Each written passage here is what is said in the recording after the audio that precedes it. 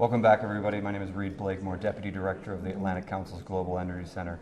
We're here at the City Summit of the Americas, the first ever gathering of over 200 mayors from throughout the hemisphere to talk about issues around sustainability, energy transition, and climate action.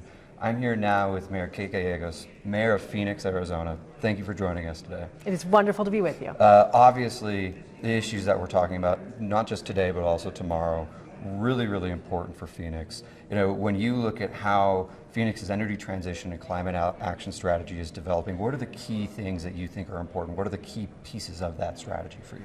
So Phoenix has sun more than 300 days per year. Mm-hmm. That's part of the reason why we train so many of the world's pilots, because we can virtually guarantee good weather for aviation. It also means we have great potential for solar energy, and so we are investing big in trying to put solar on municipal facilities, and we're number one in the United States, but also our country now has the Inflation Reduction Act, and we want to use that so that our small businesses, residents, multifamily housing can get a chance to take advantage of that sun and reduce their energy bills.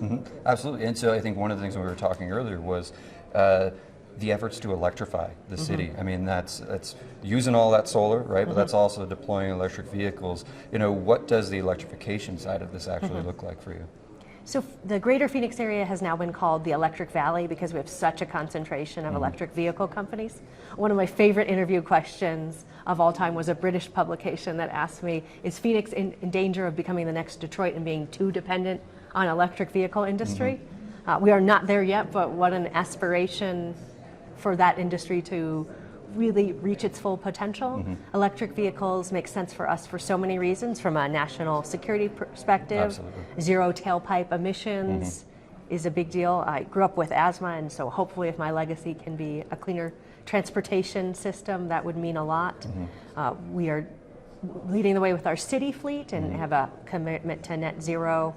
Actually, one of our greatest challenges right now is just the supply chain and getting in those zero tailpipe emission buses. So we are betting big in that area. Absolutely. I mean, I love calling the Electric Valley. Let's make that happen. One of the other pieces I think that's fascinating for Phoenix is, you know, this is also an adaptation story for you, right? So, you know, the electrification, that's taking advantage of the mitigation opportunities that you have, that's about taking advantage of the, you know, economic development piece. What does the adaptation side of the house look for you here? So we're the first city in the United States to have an Office of Heat Response and Mitigation as permanent part of government. And they look at our city to see how we can be more adaptive to the warming climate. We are doing new investments like cool pavement, which Arizona State University has found can reduce surface temperature by 10 degrees. So it's something people can feel the difference, and it's just a simple lighter colored coating on our streets. So that has gotten a huge amount of enthusiasm. We're about to hit a major milestone, but have, I think, the largest program in the country.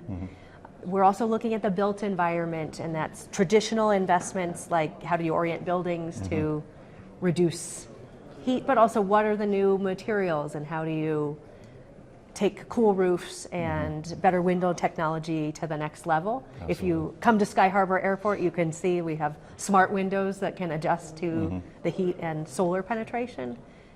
We really hope to be on the leading edge of these types of investments. And for entrepreneurs who are out there who have an idea, Phoenix wants to be your living laboratory. We understand the stakes are very high on climate change, and so if you have a solution to heat, Phoenix wants to partner. One of the fascinating features that of the conversations we've had over the, you know, throughout this summit thus far is that the municipal governments are really on the front lines of developing the workforce in the energy transition. What story does Phoenix have to tell in regards to the workforce development piece? So we have a really powerful partnership with our community college district called Route to Relief. The city pays for tuition, transportation assistance, if you need daycare, for people who are transitioning into the careers of tomorrow, which disproportionately tend to be in advanced industries like electric vehicles. Those industries have grown more quickly than our workforce, and so we have wanted to make sure that we make the investments so that our community can benefit as we become more sustainable.